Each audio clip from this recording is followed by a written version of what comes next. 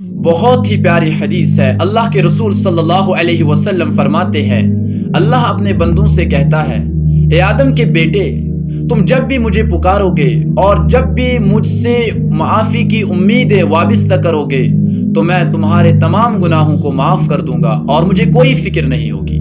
اور اللہ کہتا ہے، اے آدم کے بیٹے، چاہے تمہارے گناہ آسمان کی بلندیوں کے برابر ہوں اور تم مجھ سے مغفرت طلب کرو،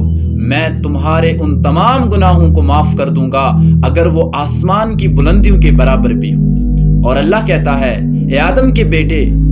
اگر تم میرے پاس اس حال میں آئے کہ تمہارے گناہ اتنے تھے جتنی زمین کی وسعت ہے،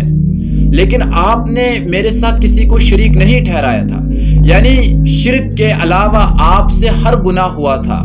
اور اتنے گناہ ہوئے تھے جتنی زمین واسٹ ہے، جتنی زمین وسیع ہے اتنے گناہ ہے، بس شرک نہیں کیا تھا، تو اللہ کہتا ہے کہ میں بھی تمہارے پاس اتنی مغفرت لے کر آؤں گا جتنی زمین وسعت ہے، یعنی جتنے آپ نے گناہ کیے ہیں